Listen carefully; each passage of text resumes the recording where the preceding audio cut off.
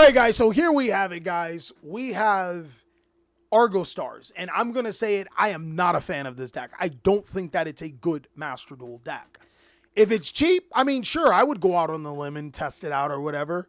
But let's see what it is. Let's see what it is. This time around, we draw Reinforcement of the Army. That's 10. Apophis of the Swamp Deity. We draw Argostars Lightning Tedu and Argostar Slayer Eteo, right? Argonaut Stars. Oh my God. 6 ultra rares? Yeah, I wouldn't play it. Our opponent immediately maxes off the bat. I think that's really terrible. We'll start off by activating That's 10. We'll then activate Reinforcement of the Army. We'll use Reinforcement of the Army to get Glorious Adra. We'll then use that effect to get a That's 10 counter.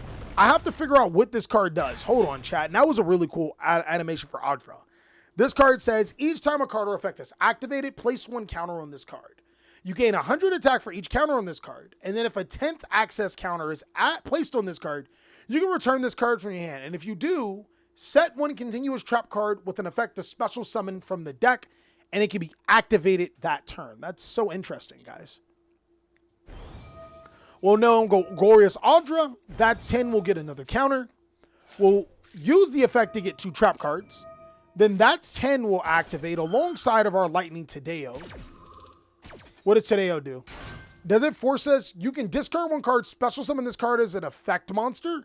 That's crazy. Then add 1 Argostars card from your deck to your hand. So our opponent will draw 1 for the maxing. We'll add the Home Stadium. We'll then gain more counters on our That's 10. Activate the Home Stadium. Gain more counters on our That's 10. Activate our Tadeo. What does the second effect of this card do again? You can place this card as a continuous spell and trap card. That's it? All right, cool. That's 10 gains another counter. Now, this card pays 1,000 life points to add 1 Argostar card from our graveyard or banishment to our hand. We'll add a Lightning Tadeo. That's 10 gains another counter. We'll set 2 cards face down and then pass our turn. All right, it's our opponent's turn. They'll start off with Primite. So we're playing against one of the best decks in the game. And we'll chain Star Ateo to it. This card says, once per turn when your opponent activates effect, you can special summon this card as an effect monster. Then return 1 card on the field. Okay. Traps be trying to be monsters when they grow up. That's crazy. We'll return the Primate monster to our opponent's hand, inflict 500 damage due to the field spell, and they'll get their spell card. That's 10, of course, will gain another counter here. Now, keep in mind, That's 10 is almost at 10 counters. Card's kind of scary, especially if he plays that other card. They'll then activate Maiden of White to get True Light. That's 10 now officially has 10 counters. We'll set your finish to our side of the field. Oh, combo decks, you guys better watch out. If your opponent has 10 or more cards and or effects that have been activated during this turn, special summon this card as an effect monster with 3,000 attack and 3,000 defense. Once per turn when your opponent activates a card or effect while this card is in your monster zone, you can do what? You can destroy as many cards your opponent controls, then set this card in your spell and trap card zone. Holy, yo, chat. Yo, chat. We'll activate our Tadeo, Lightning Tadeo to summon itself. This deck is really cool. Is it new? Oh, and we get Fierce Parth. I didn't see this card. I thought it didn't exist, so it looks like we have all the Argostar cards. We'll burn for another 500 as they get Roar for the Blue Eyes, as well as an Effect Veiler to this hand, leading us to believe that they have full combo. They'll then activate Roar. We'll use your finish to summon this card as a monster. Uh-oh, chat. Nah, this is about to get scary, man. Our opponent takes another 500. They'll summon Blue Eyes White Dragon to their field.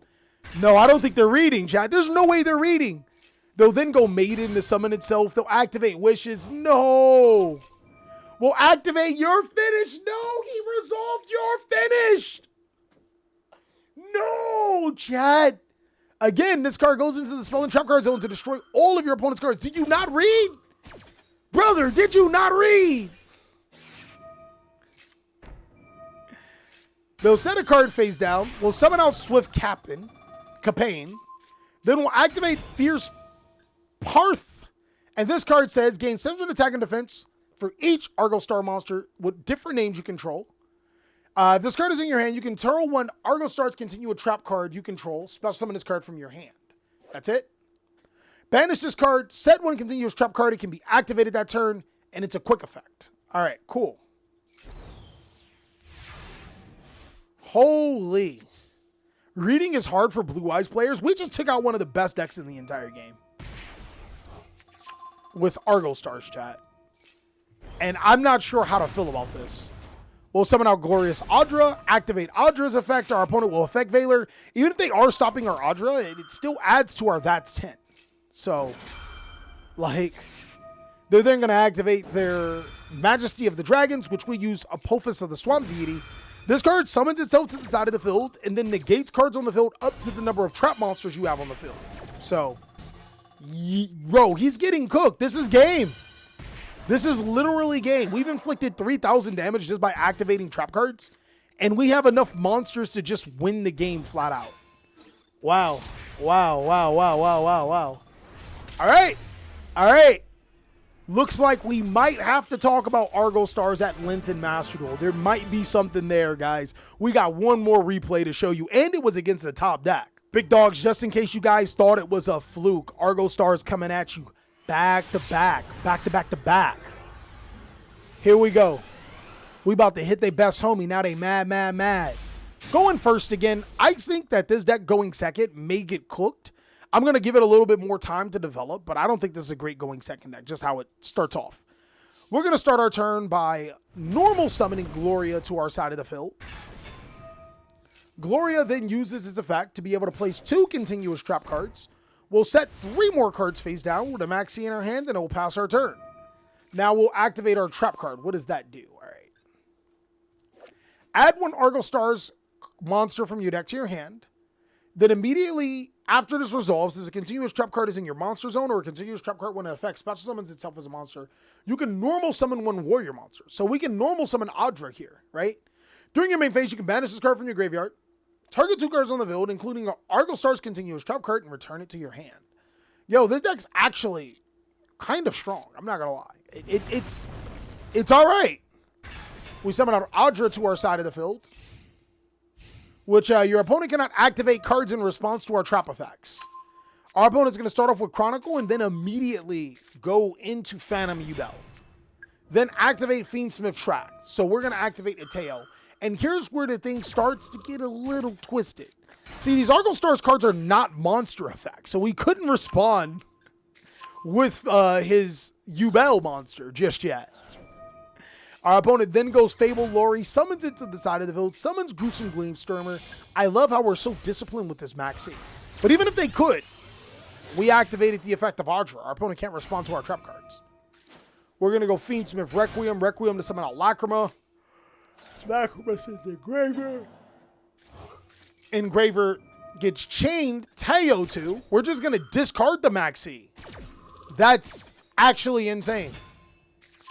We're going to get Fierce Parts to our hand. Holy chat. Whoa. Whoa, guys. Hold on. All right, so they'll get rid of the Glorious Audra. And now it looks like our Yubel player is going to start leaning. Oh, whoa, whoa. Why? Is there a reason why we didn't get Yama here? Or our Soul Lord? Then that way we could start comboing. We can pivot into a different line.